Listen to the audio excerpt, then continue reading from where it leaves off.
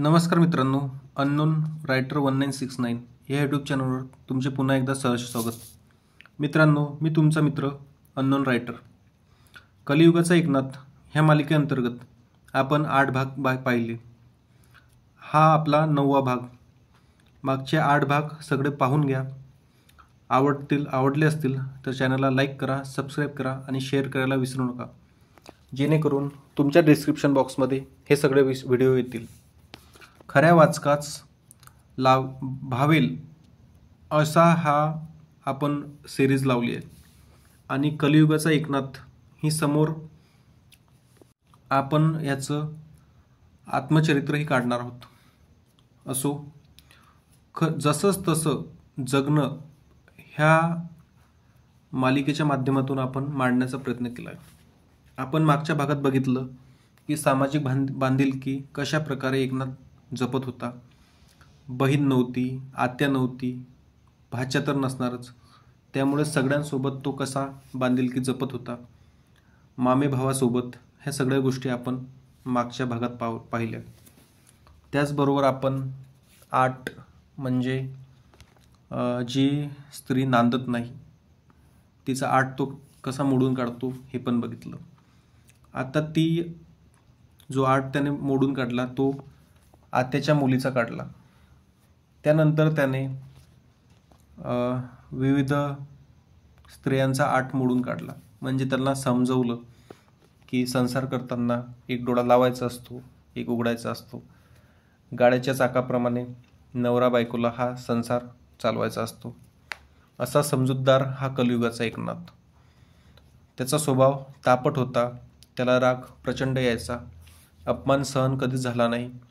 त्यामुळे सगळे त्याला टरकवूनही असायचे. परंतु हे सगळं करत असताना हसत खेळत तो सगळे नातेगोते जपून होता.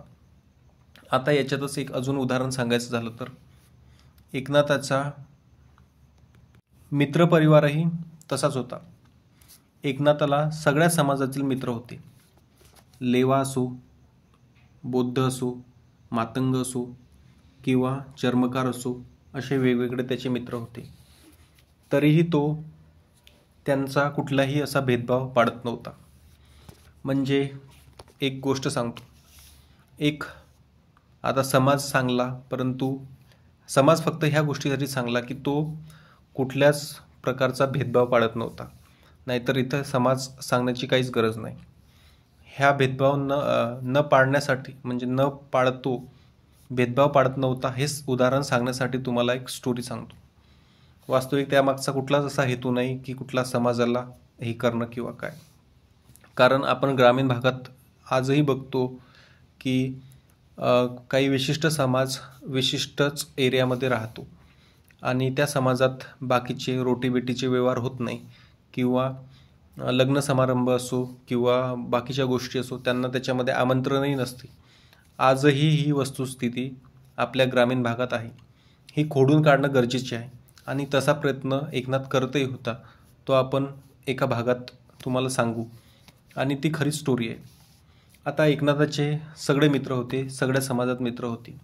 कधी कधी एकनाथ म्हणजे त्याच्या गावात असा वाडा होता, म्हणजे एक बौद्ध वाडा, त्यानंतर इतर समाज राहत होता.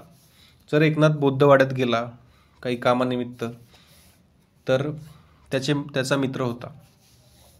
मित्र बिडी प्यायचा. एकनाथाला सुपारीचंही व्यसन नव्हतं. परंतु मित्राच्या प्रेमाखातीर किंवा काय, जर तो तिकडे गेला तर त्याला मुद्दामून म्हणायचा, पेटव की गणेश बिडी. मग गणेश बिडी पेटवायचा आणि 2 एक झुरके एकनाथही सहज ओढायचा. मजाकमध्ये का असोना ठचका बसायचा. परंतु असा हा एकनाथ होता की मित्रांचं हे पाळायचा आणि सगळ्या मित्रांना जपायचा. तसाच त्याचा अजून एक अजय नावाचा मित्र होता. तर तो थोडं व्यसन करायचा, दारू वगैरे. आता एकनाथाची परिस्थिती ठीकठाक व्हायला लागली होती. थोडंफार आर्थिक चणचण होती, तीही दुधाच्या व्यवसायाच्या माध्यमातून चांगली व्हायला लागली होती. जर एकनाथ एखादा चक्कर जर मारला तिकडे बौद्धवाड्यात तर अजय त्याला 50-100ची पत्ती काढायचा त्याच्याकडून.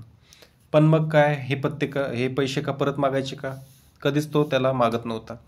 आणि असे किस्से त्याच्यासोबत घडायचेच. तो जर तिकडे गेला तर त्याचे काही मित्र असले तर 5-50 असेच देऊन टाकायचा.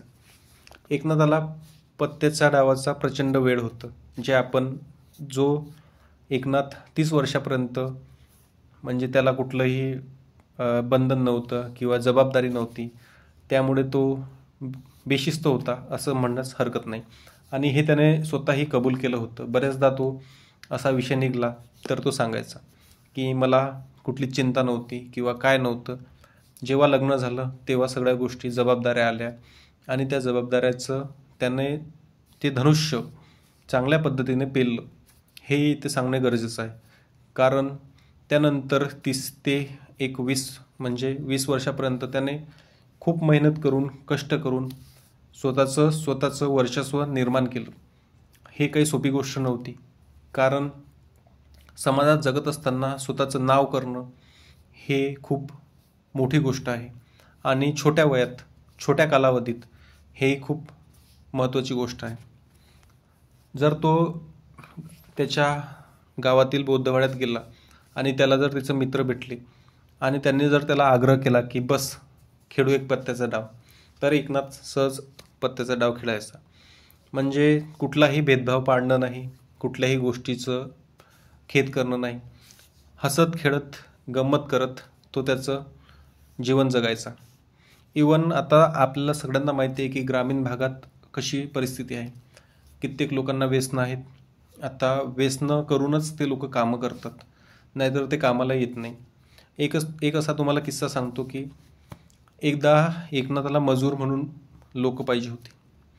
आता सकाळची वेळ 7-7:30ची, शेतात जायला फवारणीसाठी मजूर पाहिजे होता. आता तो मजूर असा होता की त्याला मद्य पिल्याशिवाय फवारता येत नव्हतं, इतकी त्याची वस्तुस्थिती होती.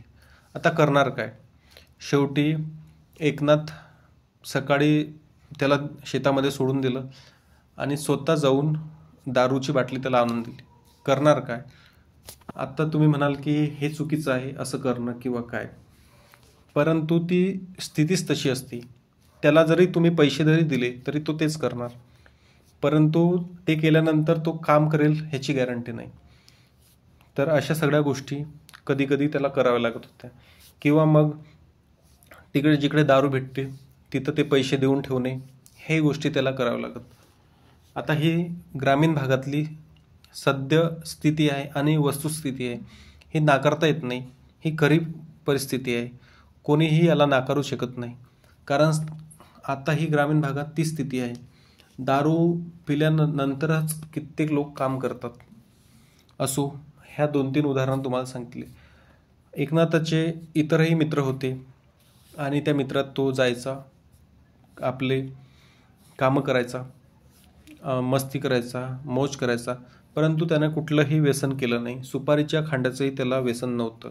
हां, भलंही एखाद्या वेळेस बिडी पिणे किंवा त्याचा एखादा मित्र जर गुटखा खातो तर त्याच्यासोबत जाऊन गुटखा खाणे, किंवा एखादा मित्र तंबाखू खात असेल तर एखाद्या वेळेस तंबाखू खाणे.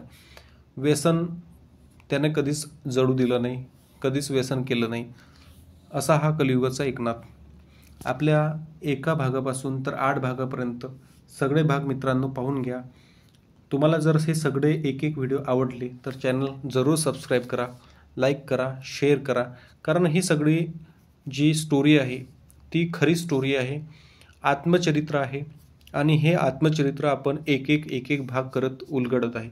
आता ह्या भागामध्ये आपण हे सगळं त्याचा मित्र परिवार कसा होता, काय होता, हे उलगडण्याचा प्रयत्न केला. काही मित्र त्याचे वेगवेगळ्या समाजात होते, काही कंजूस होते, काही गरीब होते, तरी त्याने ती मित्रता आयुष्यभर निभावली. सगळ्यांच्या सुखदुःखात तो जात राहिला, येत राहिला. त्याचे मित्र कसे असले तरी तो त्याला तितक्यापुरतं तोंडावर तसं उत्तर द्यायचा, परंतु त्याने त्याची दोस्ती आयुष्यभर निभावली. प्रत्येक म्हणजे मॉमेडियन समाजात मुसलमानसुद्धा त्याचे मित्र होते. त्यांच्या घरी जाणं, चहा पाणी घेणं किंवा सगळ्या गोष्टी करणं, हा कधीच भेदभाव पाडत नव्हता. नाहीतर आता आपण ग्रामीण भागात पाहतो की चहाचा कपसुद्धा ते घेत नाही. असो, पुढील भागात आपण नवीन काहीतरी बघू. तोपर्यंत मित्रांनो तुम्ही चॅनल सबस्क्राईब करा आणि धन्यवाद पुन्हा एकदा.